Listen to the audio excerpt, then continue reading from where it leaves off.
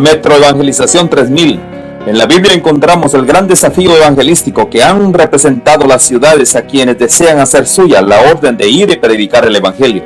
En la actualidad, la mayoría de personas viven en las grandes metrópolis. Debemos aceptar que hoy podemos predicar a cientos, miles y millones de personas que están a nuestro alrededor. Y esto lo podemos hacer con planes muy abarcantes que nos desafíen a una obra mayor. Ya están listos los peces, ya están listas las redes, solo faltan los pescadores. Presentamos Metro Evangelización 3000. Todos pueden hacer algo en esta obra. En estas reuniones hogareñas presentamos a Cristo a las familias. Metro Evangelización 3000, donde más de 125 ciudades serán impactadas por el mensaje de salvación de la verdad presente. Únete, acércate y forma parte de este magno evento. Abre tu hogar y sed de gran luz. El Señor está esperando por ti. Queremos darle la cordial bienvenida a cada uno de ustedes. Es motivo de gran bendición, gran alegría que hoy usted nos acompañe. Bienvenidos a su programa Metro Evangelización 3000. Este es un programa, es un modelo que Dios ha regalado cómo hacer evangelización en este tiempo. Así que bienvenidos cada uno de ustedes. Y hoy tenemos también uno de nuestros invitados especiales, es el doctor Estrada. Por naturaleza, él se ha creado en estos proyectos de grupos pequeños, de cómo llevar para este tiempo la evangelización tal como Dios lo ha propuesto. Así que, doctor, bienvenido y qué alegría que usted esté con nosotros. Muchísimas gracias, pastor. Es un verdadero honor dirigirnos a ustedes en esta oportunidad para siempre compartir la palabra de Dios, las experiencias dentro del camino cristiano. Y por qué no decirlo, agradecidos al Señor por tanta bondad y tanta luz que nos ha proporcionado. Y en esta oportunidad estaremos comunicándonos con ustedes a través de su canal, Holan 7 Los Ángeles, para llevarles los consejos de la palabra de Dios. Amén. Gracias, doctor. Sería una bendición que nos dirigiera en oración. Muy bien, oramos. Señor y Dios, gracias por la bendición de ser tus hijos. Gracias porque tú nos has invitado a cumplir y a apoyar la misión que tú iniciaste. Los tiempos han sido difíciles, han cambiado, hemos llegado a los finales de ellos, en donde hay un encuentro fuerte entre el bien y el mal que empezó en el cielo. El conflicto de los siglos pronto va a terminar y las luchas acabarán con el reino de Jesús aquí. Amén. Pero antes pasarán cosas, atravesaremos situaciones en las cuales podemos verlos y quizás explicarlos a fondo. Gracias, Señor, porque tú nos amas. Bendice a cada persona que va a ver este programa, llénalo de tu Santo Espíritu y que cada hogar sea bendecido. Amén. En las diferentes ciudades donde este canal se va a ver. Gracias en el nombre de Jesús. Amén. Amén. Muy bien, Metro Evangelización, un programa que justamente ha movido un despertar cristiano. De eso se trata Metro Evangelización 3000. Un mover cristiano, un gran movimiento para llevar y terminar el último mensaje de Dios para esta tierra. Cuando nosotros hablamos de Metro Evangelización, doctor, es evangelizar todas las urbes de nuestros países, especialmente Amén. Los países hispanohablantes. Amén. Esa es la idea, por eso es Metro Evangelización 3000. Llegar a que cada urbe tenga una representación o tenga un espacio para poder llevar el mensaje final que Dios nos ha entregado para este tiempo. Amén. Cuando nosotros hicimos esta propuesta, quiero comentarle un poquito para hacer el trasfondo de todo esto. La idea era justamente unas cuantas ciudades, esa era la idea. Pero Dios nos ha permitido la expansión. Amén. Y literalmente estamos en muchas urbes. Por ejemplo, en México, actualmente nosotros somos retransmitidos por más de 60 organizaciones de cable. Imagínese usted, ¿no? Esa es una gran bendición. Asimismo, nuestro canal principal, nuestra sede principal está en Nicaragua, en Centroamérica. Muy bien. Allá está la sede de Holan 7 Internacional.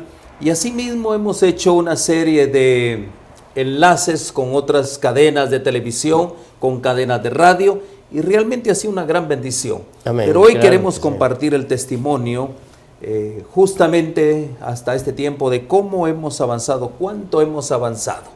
Pero quiero ponerles un antecedente para aquellos que muchas veces se desmoralizan fácilmente, ¿no? Porque esta tarea de evangelizar es una tarea muy difícil. Sí, Se necesita mucho definitivamente. sacrificio, mucha entrega, mucha Esfuerzos, abnegación, sí. tanta cosa, ¿no? Recuerden algo, que el Señor Jesús, aquí quiero llevarlos a ese punto, ¿no? Él se despide, el Señor Jesús se despide de esta tierra.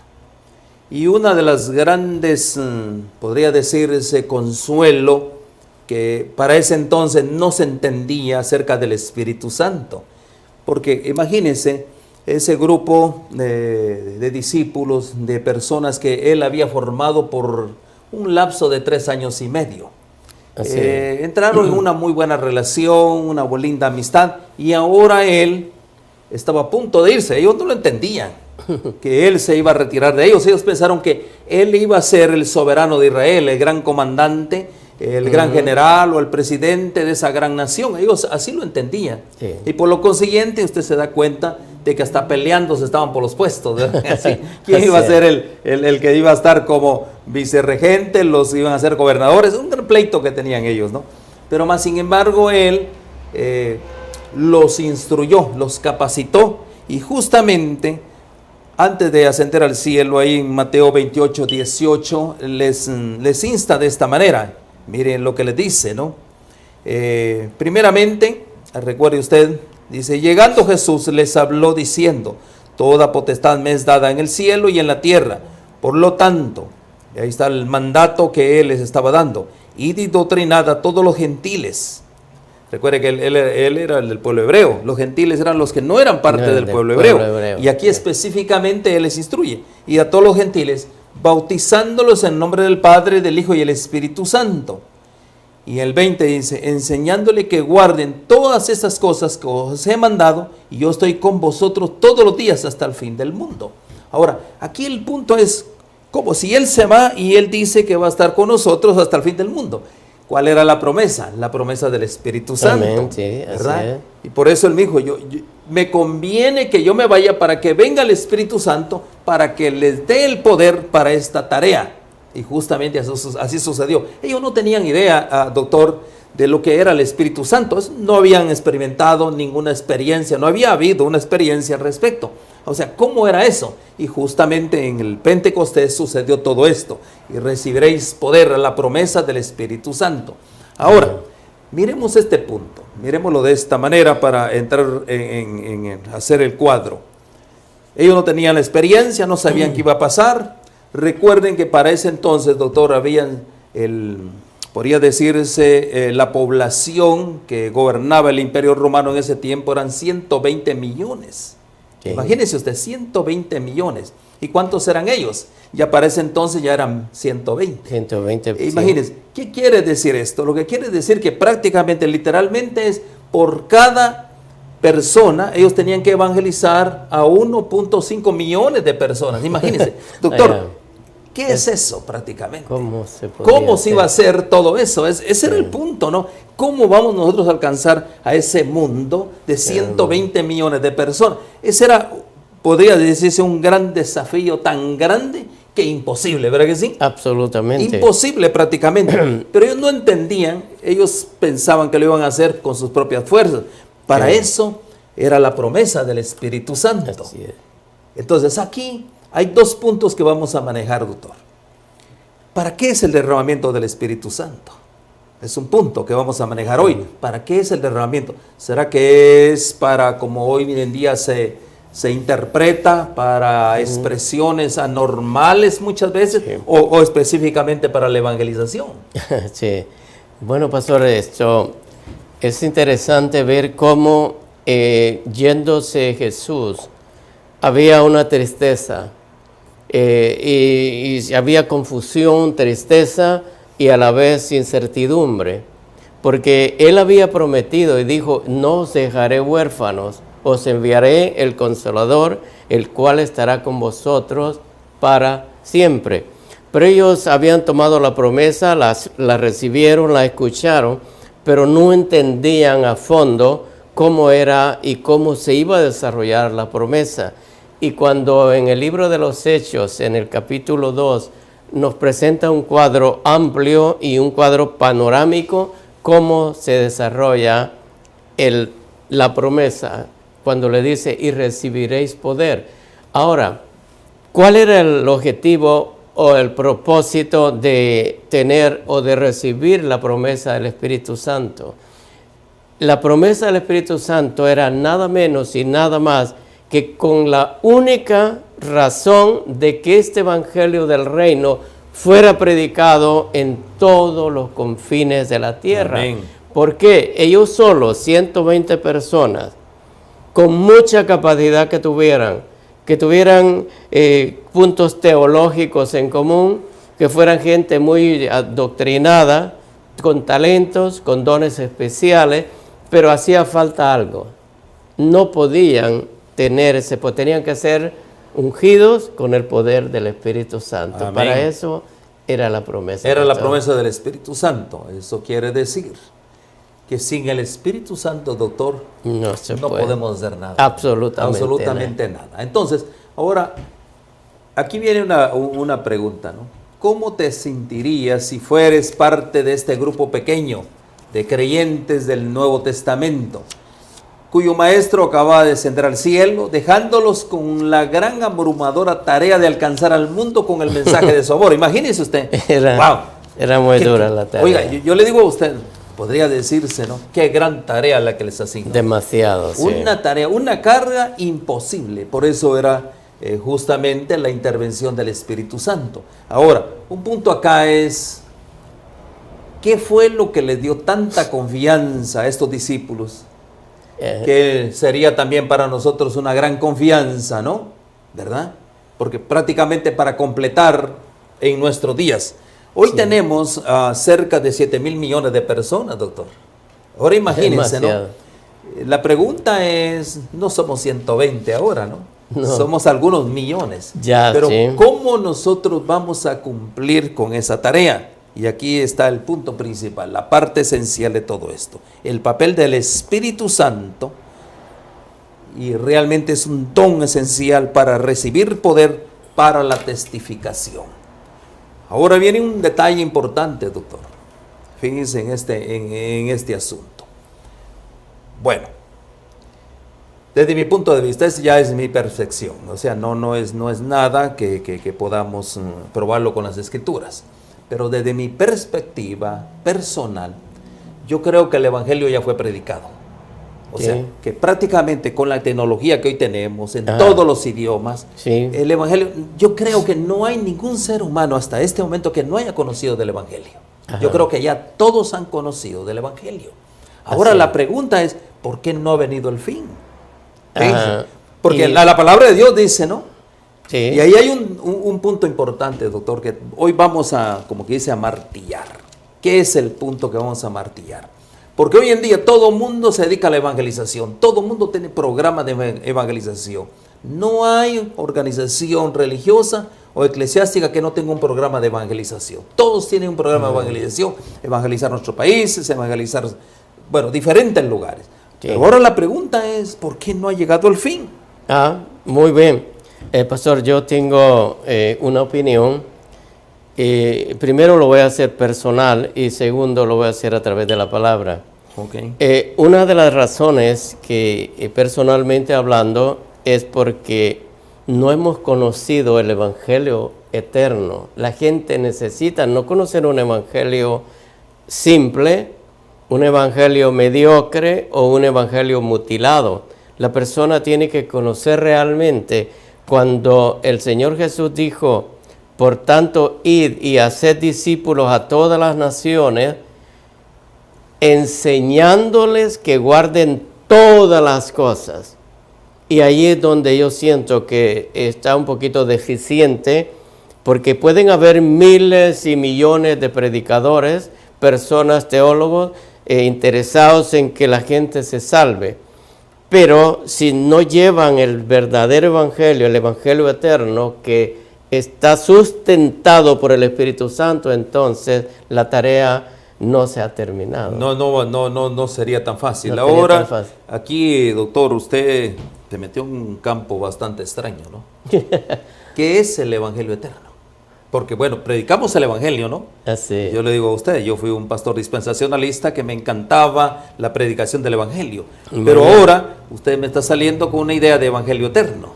Muy bien, me encanta esa palabra. Yo diría que el Evangelio eterno, diciéndolo de una forma muy sencilla, es cuando nosotros anunciamos las buenas nuevas, que eso quiere decir Evangelio, el Evangelio, las buenas nuevas de Jesús.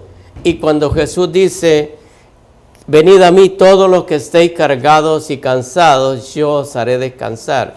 Ahora, cuando nosotros recibimos la invitación de recibir a Cristo en nuestro corazón, llega a un punto que la persona recibe a Cristo en su corazón, y eso es una gran verdad, pero no lo recibe en su mente. Y el asiento del corazón está en la mente, porque la mente tiene archivo. O sea que lo recibimos por emoción. Exactamente. Entonces ahí nos falta un detalle. Nos falta que recibamos a Jesús con nuestra mente. Y por eso dice el Señor Jesús, me buscaréis y me hallaréis, porque me buscaréis con todo Tu corazón. con todo, no dice con la mitad. Y si lo buscamos o lo aceptamos por emoción, entonces ahí apenas dimos un pasito muy corto. Eso tiene que ver con uno de los mandamientos, doctor. Absolutamente. Cuando dice el Señor, me amaréis con toda tu mente, con todo todo tu tu corazón y con todo tu ser. ser. Es parte de un mandamiento. Absolutamente. Ahora, doctor, llevándolo un poquito más, ampliemos más el asunto, ¿no? Y este asunto lo vamos a ampliar de la siguiente manera. Recuerde algo bien importante. Hoy en día sí se ha evangelizado, pero cuando se habla del Evangelio eterno, y ahí hay un punto bien importante, Sí. vamos a Apocalipsis, y ahí vamos Sí. a entender mejor lo que es el Ajá. Evangelio eterno. Yo le puedo Apocalipsis 14, Sí, aquí dice, verso 6. Dice, y vi volar por en medio del cielo otro ángel que tenía el Evangelio eterno para predicarlo a los moradores de la tierra, a toda nación, tribu, lengua y pueblo, y diciendo a gran voz, temed a Dios y dadle gloria, porque la hora de su juicio ha llegado, y adorar a aquel que hizo el cielo, la tierra, y el mar y la fuente de las aguas. Y hay un tercer ángel que dice, hay otro ángel le siguió diciendo, ha caído Babilonia, la gran ciudad, porque ha hecho beber a todas las naciones del vino del furor de su fornicación. Y ahora ya aparece el tercer ángel que dice, el tercer ángel lo siguió diciendo a gran voz, si alguno adora a la bestia y a su imagen y recibe la marca en su frente o en su mano, él también beberá del vino de la ira de Dios, que ha sido vaciado puro en el cáliz de su ira, y será atormentado con fuego y azufre delante de los ángeles y del Cordero. Muy bien. Ese es el mensaje de los tres ángeles, ese es el Evangelio eterno. Ahora, quizás usted nos está escuchando por primera vez, dice, bueno, yo por primera vez estoy escuchando de Evangelio eterno, ¿no? Justamente, ¿por qué es el Evangelio eterno? Es el Evangelio de nuestro Señor Jesucristo, el Evangelio que justamente, recuerde algo bien importante, en la creación, cuando Dios estaba en el plan de la creación, en ese mismo momento ya estaba todo hecho, todo prácticamente estructurado para lanzar ese gran plan para el hombre, de crear hombres y mujeres, o sea, criaturas a imagen de Dios. Ese era el plan de Dios, crear criaturas a imagen y semejanza de Dios. Ese era el propósito, y llenar este planeta Tierra con esas criaturas. Pero también había algo que a Dios, doctor, nadie lo cacha, como quien dice, ¿no? sin pasarlo por alto.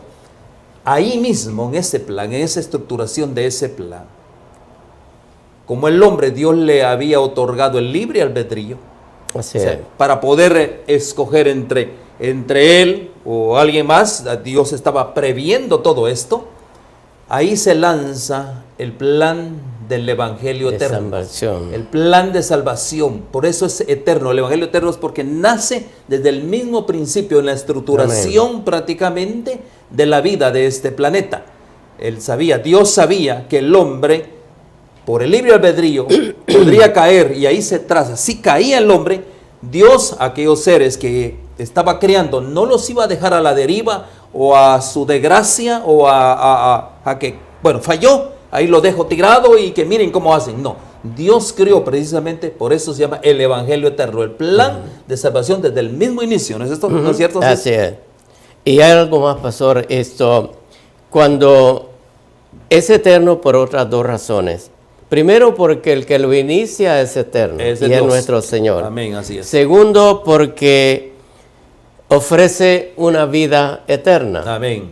Y tercero, porque su palabra santa, por el cual es el conducto que nos lleva a conocer al Señor Jesús, su palabra también es eterna. Amén. Y por otro lado, es tan importante reconocer que este evangelio conlleva el amor supremo de Dios, pastor. Para Rescate de la humanidad y para llevar adelante el plan de salvación en el cual se rompió. Resulta que cuando el pecado se inicia en la tierra, se rompe ese lazo que había entre Adán y el Creador, entre la criatura y el Creador. Por tanto, se necesitaba un puente que una la raza pecadora con la divinidad, y este puente es Jesús. es nuestro Señor Jesucristo. Y Jesús lo encontramos en toda la palabra de Dios, es Jesús. Por eso es eterno, el Por eso plan es eterno. eterno de la gracia de Dios. Así Entonces, es. doctor, aquí hay un punto bien importante. Eso era lo que los discípulos no habían entendido. Así es.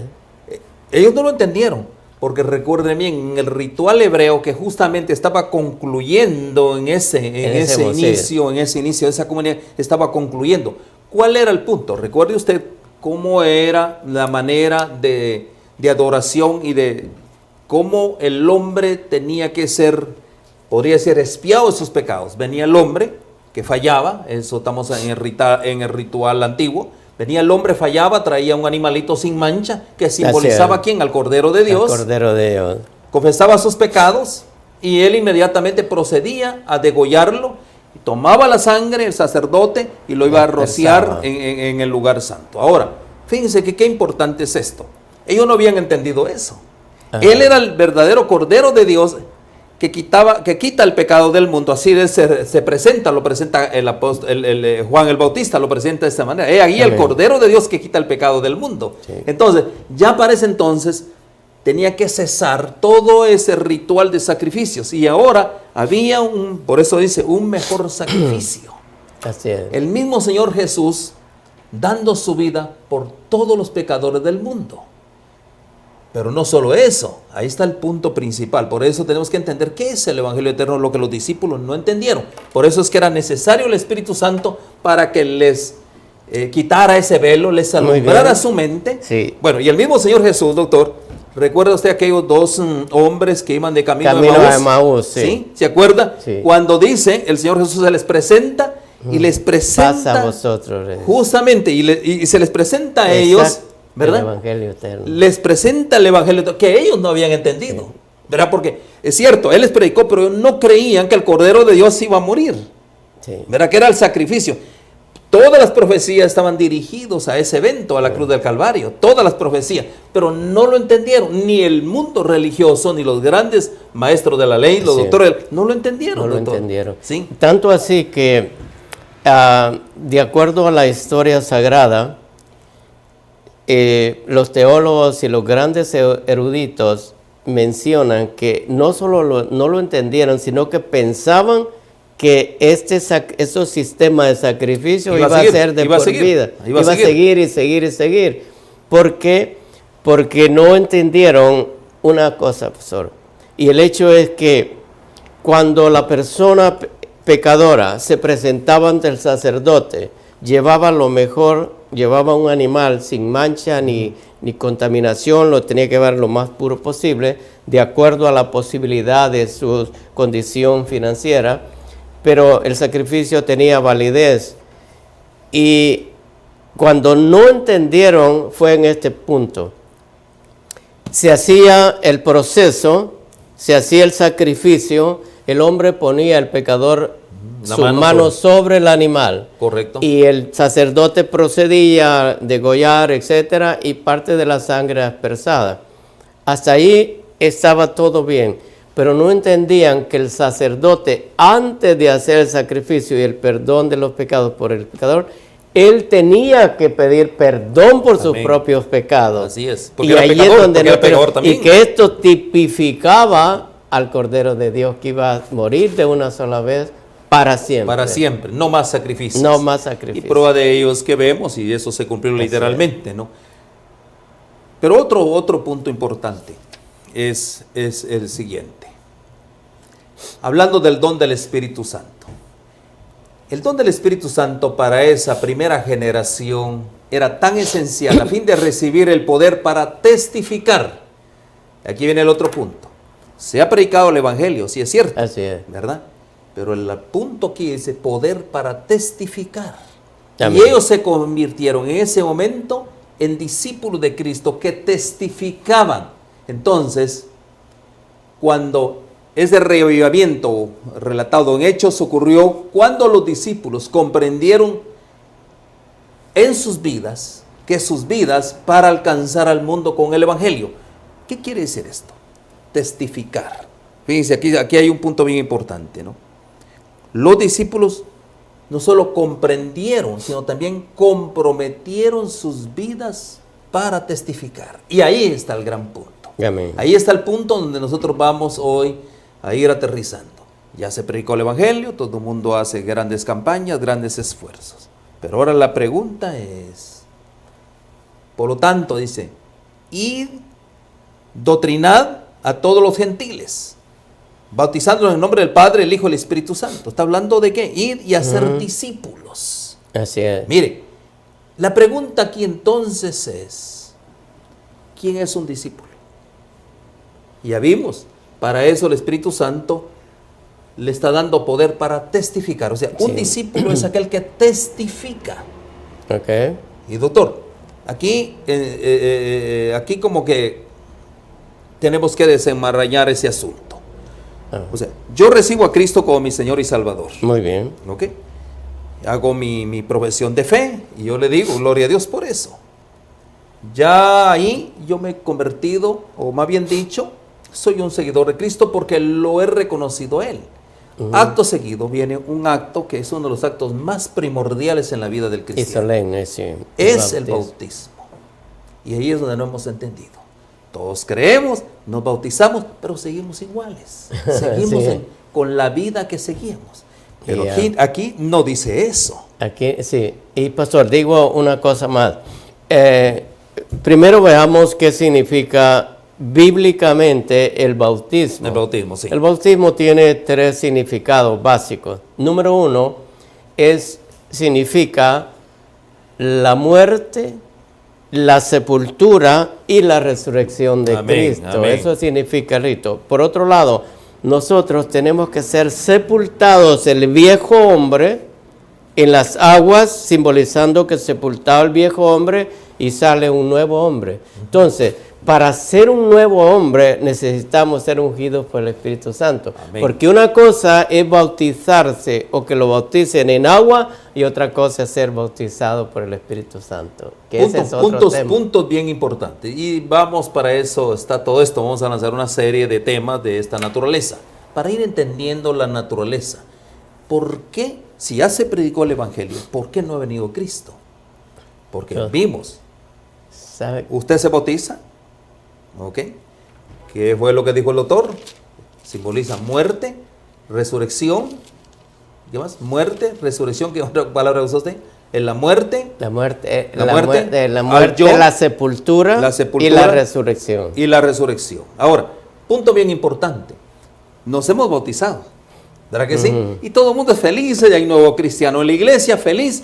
vengo y que lo que hago, asisto ya sea los sábados o los domingos a mi iglesia, y si entre semana también yo asisto, doy mis diezmos y pienso que eso es todo. Doctor, ¿eso es todo? No. Yo tengo un texto que me gustaría compartirlo y está en el libro de los Hechos, capítulo 6, versículo 8.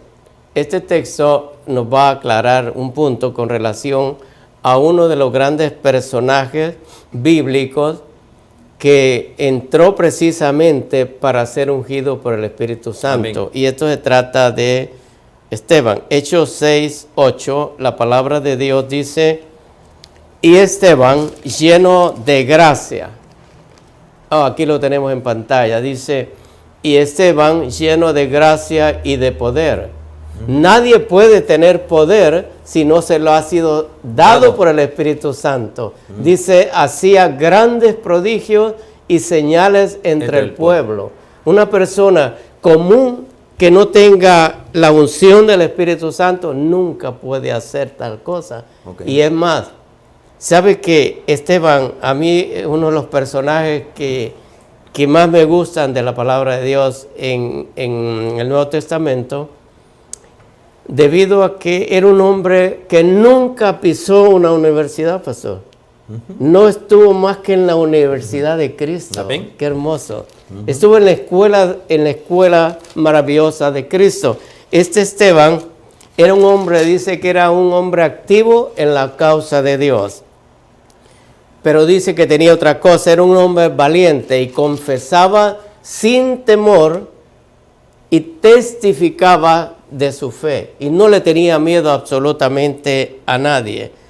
Y en las sinagogas, en las congregaciones, él se paraba y levantaba en alto su frente porque estaba siendo sustentado por el poder del Espíritu Santo. Entonces vamos a un punto aquí, lleno de gracia.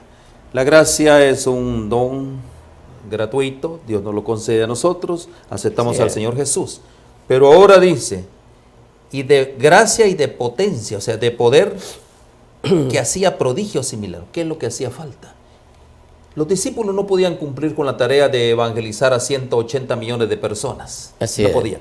Necesitaban. La gracia, ya habían estado con la gracia que era el Señor Jesús, pero les faltaba ¿qué? La potencia, les faltaba el poder del Espíritu Santo. A partir de este momento, cuando viene el Espíritu Santo ahora, en el caso de Esteban, hacía prodigios, hacía milagros grandes en el pueblo.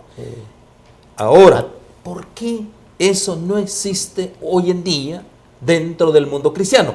Pero usted dirá, pastor, tal vez en su iglesia no, pero aquí conmigo se siente el poder del Espíritu Santo. Sí, pero hay dos situaciones, pastor. Hay un falso, hay una falsa expectación del Espíritu Santo y hay un Espíritu Santo real. Era una falsa interpretación. No sabemos interpretarlo. Porque en ese tiempo, quisiera regresar un poco con Esteban, dice que los sacerdotes, los eruditos, los grandes conocedores de la ley que habían sido preparados en las grandes universidades de ese tiempo, se quedaban maravillados al escuchar a Esteban cómo se expresaba y cómo levantaba a Jesús. De tal manera que se ganó el odio de toda esa gente que hasta murió apedreado. Bueno, fue tan así para ponerlo en contexto. Pero él tenía una manifestación, pastor, del Espíritu Santo de tal manera que era el asombro de todas las personas, de propios y extraños, pero sobre todo gente que había cursado una educación. Eruditos. Gente muy preparada. Y un hombre que nunca había tocado una escuela, excepto en la escuela de Cristo, se levantaba y alzaba sus manos, y alzaba su voz, levantaba su cara y elevaba a Cristo por sobre todas las cosas. Amén. A tal punto que él reflejaba el carácter de Cristo. Ese es exactamente. Eso es testificar. Esto es testificación. Este era un discípulo real. No era un seguidor de Cristo. No. Era un discípulo a tal punto que él comprometió su vida. Sí. Él murió por esta misma causa. Él murió testificando de Cristo. Sí. Mi querido amigo y hermano, vamos a llegar a un punto importante en esto. Por eso se necesita. ¿Por qué estamos hablando y recibiréis poder? Porque la última generación que somos nosotros vamos a necesitar este poder. Absolutamente. Todavía no ha sido derramado, no ha sido derramado todavía. Eso es lo que dice la palabra de Dios. Y si alguien quiere refutarme, no ha sido derramado porque no estamos hablando nosotros, no hay poder para testificar, no estamos comprometiendo nuestras vidas para alcanzar al mundo con el Evangelio. No lo estamos haciendo aquel que hombres y mujeres, como muchos, hubieron muchos pioneros que dieron la vida por el Evangelio. Nosotros no lo estamos haciendo, estamos muy cómodos prácticamente en nuestra organización. Y ahora, mire el punto importante. Dios en este momento está preparando gente para nuestra testificación. Miren, Así es. Dios está preparando gente, hermanos, para nuestra testificación antes que lleguemos a ella. Entonces, aquí viene una pregunta. ¿Cuáles son algunas maneras en las que Dios prepara a la gente para recibir su palabra? Y ahí vamos a leer. Ahí mismo, en Mateo capítulo 9, verso 35. Vamos a leer Mateo 9:35. Leamos el consejo de Dios. Mateo 9:35. Dice la palabra de Dios. Vamos a dar un tiempecito, ahí está.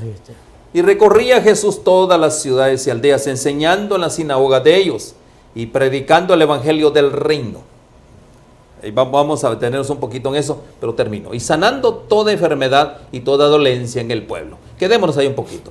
Ahí está hablando de algo bien importante, doctor. Vamos al texto. Quiero ir al texto otra vez para poderle hacer bien. Vamos al texto. Dice, y predicando el evangelio del reino. Recuerde algo bien importante. Apenas la palabra evangelio se estaba conociendo. Por eso el Señor Jesús dijo, cuando Él dijo, hablando específicamente, dice, ha llegado a ustedes, ¿qué dijo? ¿Lo que dijo? El reino de los cielos. Reino del cielo. Justamente es el evangelio del reino al que estaba predicando. Era la verdad presente, era predicar el evangelio eterno, el evangelio del reino, que era nuestro Señor Jesucristo. Esa era la verdad presente, el evangelio del reino. Él era Él. Ahora, para nosotros, la generación final, por eso está en el libro de Apocalipsis. La generación final es predicar el evangelio ¿de qué? ¿Qué dijimos? El evangelio eterno. Para aquella verdad presente era el evangelio del reino. Para nosotros es el evangelio eterno. ¿Por qué razón? El evangelio eterno porque apenas estaba, es cierto, se inició en los concilios eternos. Allá se inicia todo, ya en la eternidad. Y ahora el Señor Jesús era el evangelio encarnado. Por eso Él mismo dice, cuando Él habla, dice que ha llegado a ustedes. Ya, era Él que estaba presente, era el evangelio encarnado. Ahora para nosotros es el evangelio eterno de la gracia de Dios. Ahora, ¿por qué es el evangelio eterno? Ya dijimos y leímos los textos alusivos, pero no vamos a parar en esto. Ahora, sigamos con el punto. Sigamos con el verso 36. Voy a leer 2-3 versos más. Verso 36. Leamos 9:36. Dice, y al ver las multitudes tuvo compasión de ellas, porque estaban desamparadas y dispersas como ovejas que no tienen pastor. 37.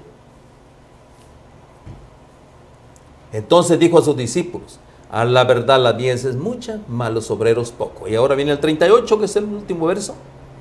Rogad pues al Señor de la mies que envíe obreros a su mies. Entonces aquí hay un punto bien importante. Por eso dice, ¿cómo es que se va a alcanzar al mundo? Y hay muchos métodos, hay grandes eruditos, hay cantidad de información. Pero hoy hablábamos que solo hay un método, y es el método de Cristo. No hay otro método prácticamente. Pero ese método de Cristo va a ser funcional cuando venga el Espíritu Santo. Sí. Miren. Pastor, esto es lo que se conoce cuando vino el Pentecostés, en el capítulo 2 del libro de los Hechos, que ya lo vamos a considerar quizás después.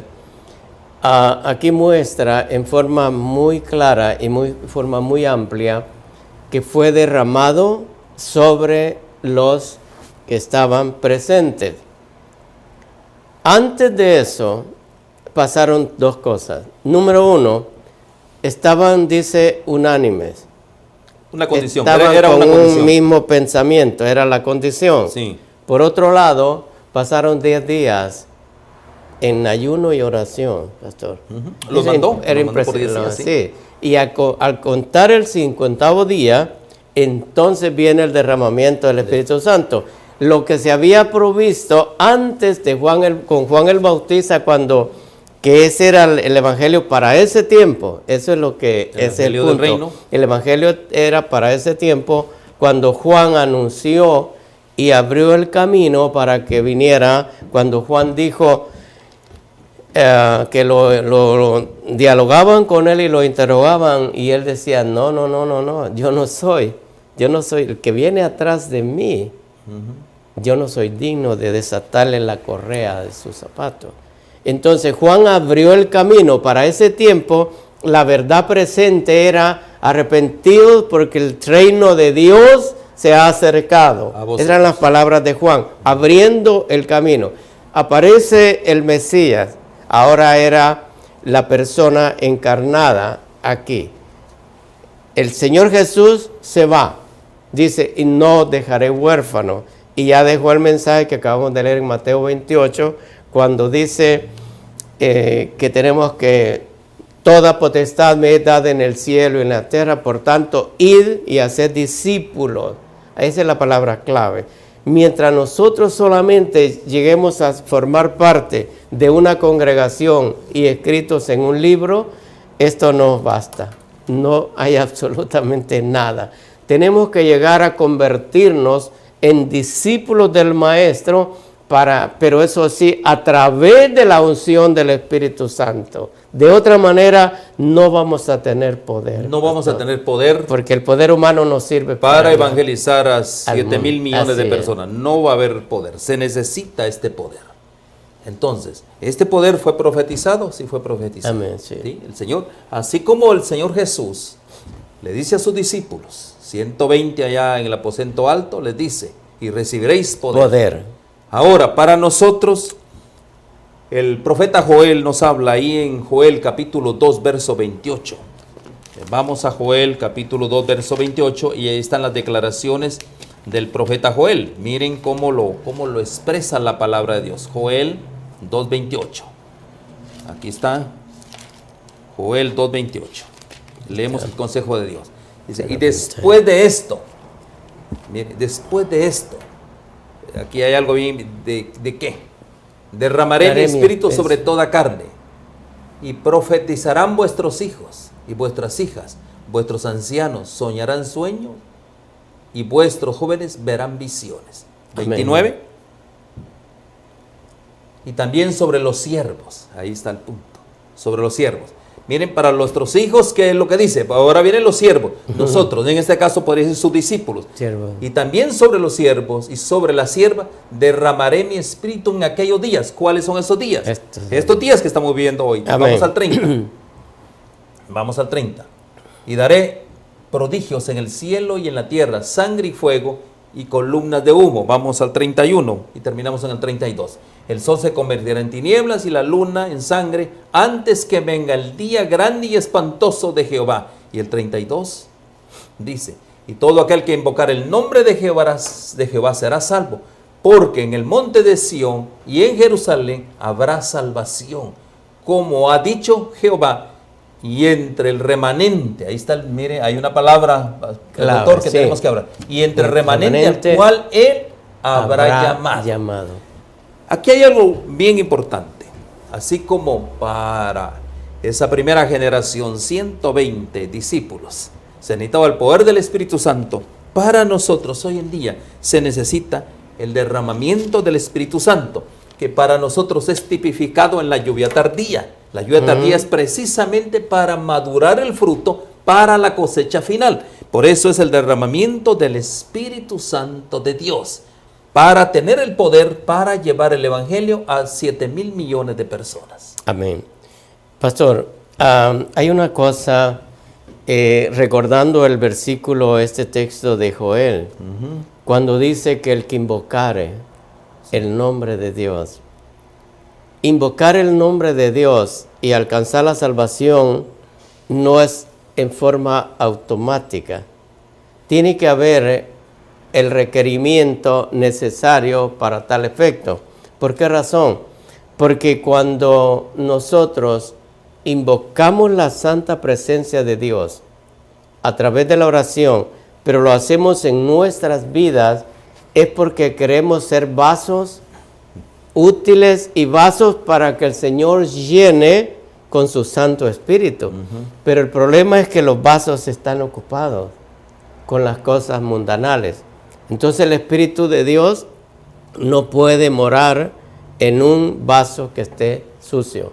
Tiene que estar ofrecido totalmente al Altísimo para que, como dice Joel, que en los postreros días iba a ser derramado el Espíritu Santo, que también se le llama el Espíritu de verdad. Por eso es la verdad presente para ahora, es ya un llamado a la gente a buscar con todo su corazón, con toda su mente, con toda su alma al Señor Jesús y clamar a voz en cuello el derramamiento del Espíritu Santo. Esa es la gran necesidad para ese entonces. Quiero leerles una inspiración. Dice: necesitamos educar el alma para que tome y retenga las ricas promesas de Dios. Amén. ¿Qué es lo que necesitamos? Educación. Educar. Sí, así es. Eso es lo que nosotros necesitamos, educación. Ahora, hay algo bien importante en esto. La promesa del Espíritu Santo es para cada generación de creyentes. Ellos tuvieron una promesa. Así es. ¿Verdad que sí? Sí, así es. Entonces, se la necesita especialmente en la iglesia en los últimos días para terminar la obra de Dios sobre la tierra. Amén. La necesitamos hoy en día. Sin el derramamiento del Espíritu Santo, la tarea de proclamar el Evangelio hasta los confines de la tierra sería imposible. Imposible. Ahora, repasemos un poquito, doctor, para ir haciendo una conclusión. ¿Cuáles fueron los resultados de esa primera asamblea o los primeros 120 discípulos? ¿Cuáles fueron esos resultados? Y aquí hay algo bien importante que me llama la atención. Sí. Bueno. Iba a decir algo. Bueno, yo concluyo. Bueno, dice, el resultado fue asombroso. Amén. Mire, fue una gran explosión de crecimiento. Se convirtieron decenas de miles. Sí. El mensaje del amor de nuestro Señor Jesucristo fue llevado a los rincones más lejanos del imperio. El cristianismo, miren qué importante, es más amplio, y aquí hay algo que nosotros tenemos que entender. Sí. El cristianismo es más amplio que un débil intento de salvarnos a nosotros mismos. Miren, sí. Es amplio el cristianismo. Sí. Tiene que ver con permitir que Jesús nos redima. Amén. Y nos envíe como embajadores de su gracia, a fin de alcanzar a otros con el amor que transformó nuestras vidas. Amén. Cuando experimentamos ese amor, experimentaremos el verdadero, ¿qué dice? Reavivamiento. Eso es lo que hace falta, un reavivamiento. Pero Amén. algo, aquí hay una pregunta que yo quiero hacerle a usted, doctor. Dígame. ¿Usted fue redimido por la sangre del Cordero? Amén. Amén. Amén. ¿Eso qué quiere decir? Que usted ha comprometido su vida yo sé. con el Evangelio, Amén. tal como lo hizo Felipe, Amén. Sí, tal como lo hizo Esteban. Esteban, sí. Ese es el punto. Por eso el Señor no anda buscando a 7,000 millones. No. Anda buscando, dice, un remanente. Un remanente. Mire, un remanente. Un remanente puede ser una 10ª parte de 7,000 millones de personas. Sí. Puede ser eso, no lo sabemos exactamente. Sí. Pero él anda buscando un remanente. ¿Cuántos eran ellos? Eran 120 personas. Miren que eso es bien importante. Ahora, pastor, una situación acá. El Señor está buscando un selecto grupo de personas que tengan la suficiente valentía de llamar al pecado por su nombre, en primer lugar. Segundo, de que puedan estar dispuestos aún hasta dar la vida por el Salvador. Amén. Y tercero, que estén dispuestos, pase lo que pase, venga lo que venga, a levantar en alto la antorcha de la verdad, aunque les cueste la vida. Y Esteban es uno de los grandes, como Andrés, como Esteban, como otros tantos discípulos del Maestro. ¿Sabe que Esteban recibió tanto odio de los sacerdotes que aún ahí estaba Saulo de Tarso, teniendo la ropa, y él fue lo que lo condenó, que lo llevó a esa situación, y algo tan triste, pero a la vez tan grande. Cuando se lanzó la primera piedra para este hombre, él estaba elevando sus manos a Dios en una oración trascendental. Y mientras Esteban, escuche esto, estaba frente a los jueces, frente a los sacerdotes, para responder por un crimen que no había cometido, de acuerdo a ellos era un crimen de blasfemia. Escuche esto es hermoso, pastor. Dice que como Esteban estaba lleno del Espíritu Santo, dice que un resplandor divino cubrió su rostro. Qué hermoso. Y esto no solamente le cubrió el rostro, dice que lo iluminó de tal manera. Todos los que estaban sentados, todos los que estaban de pie del concilio y de todas las personas allí se quedaron asombrados porque su rostro resplandecía como el rostro de un ángel. Eso solamente lo puede tener la persona que tiene el poder, tiene el poder del Espíritu Santo. Amén. Entonces esta gente que habían exaltado a grandes hombres como Moisés, tuvieron la virtud de ver el resplandor y la gloria de Jehová depositada en Esteban. Qué hermoso. Eso es lo que necesitamos. Eso es. ¿Qué hermoso sucedió 100 años después? Mire esto, estamos hablando 100 años después, con 120. Y aquí hay el gobernador Plinio, era un gobernador romano, mire lo que dice. Y escribe al emperador Trajano en ese entonces, le dice, describió las tareas que realizaba para encontrar y ejecutar a los cristianos. Muchos, mire, escucha eso, muchos de toda edad, de toda clase social, aún de ambos sexos, son traídos a juicio. No solo han invadido las ciudades, sino también las aldeas y aún las áreas rurales con la infección de esta superstición, que era el Evangelio. Sí. 100 años después, otra cita. Mire aquí dice, para ir terminando, dice, en esta cita revela que unas pocas décadas, o sea, estamos hablando de 2-3 décadas del cristianismo, había invadido casi cada nivel de la sociedad, aún en las provincias remotas. 90 años más después, alrededor del año 200, Tertuliano, un abogado romano convertido al cristianismo, escribió una carta desafiante a los magistrados romanos defendiendo el cristianismo. Se jactaba de que casi todos los ciudadanos de toda la ciudad eran cristianos. Imagínense, qué gran bendición. Entonces, mi querido amigo y hermano, vemos nosotros la importancia del poder del Espíritu Santo en la obra de testificación y evangelización. Bueno, esto va a ser una serie, uno de los primeros temas que vamos a estar compartiendo con usted. Yo le digo, ahí usted puede dejarnos sus comentarios, pero lo que sí es prácticamente necesita el Señor son vidas transformadas. Yo puedo decir que yo soy cristiano porque voy los domingos, sábados a la iglesia, pero realmente yo soy un testigo de Cristo. Esa es la pregunta que tenemos que contestar, si somos hoy testigos de Cristo. Así que para nosotros, doctor, fue una gran bendición. ¿Qué le parece? Esto merece terminar con una oración. ¿Qué le parece? Oremos. Eterno Padre y bendito Dios, le adoramos, le alabamos, Señor, por sus misericordias, por su fidelidad, por su gran amor que nos tiene. Pero Señor, hoy nos demandas algo mucho más que simplemente ser cristianos. Nos demandas a que seamos sus discípulos, que testifiquemos. Entonces vendría el fin, cuando cada uno de nosotros, sus discípulos, nos convirtamos en testigos fieles suyos. Entonces tú harás grandes prodigios, grandes maravillas a través de esos testigos alumbrados por el Espíritu Santo de Dios. Amén. Sí. Gracias por bendecir nuestras vidas y todo aquel que se ha prestado para entender más claramente la obra de evangelización y el proyecto misionero, la gran comisión que Dios nos ha entregado. Por favor, oh Dios, pedimos su bendición. Y si alguien quiere ser discípulo de Cristo, puede agregarse, puede incorporarse a este gran movimiento de hombres y mujeres que llevarán el Evangelio a toda nación, tribu, lengua y pueblo. Amén. Gracias, Señor, favores que pedimos y agradecemos en el nombre bendito de Cristo Jesús. Amén y amén. Amén. Muchísimas Doctor, gracias. Que las ricas bendiciones del Señor les acompañe. Nos veremos la próxima. La naturaleza tiene una inclinación hacia el crecimiento. ¿Ya notó cómo busca crecer no solo en tamaño, sino también en cantidad? Una semilla germina y le da origen a cientos de frutos, con miles de nuevas semillas que van a generar infinitas nuevas plantas.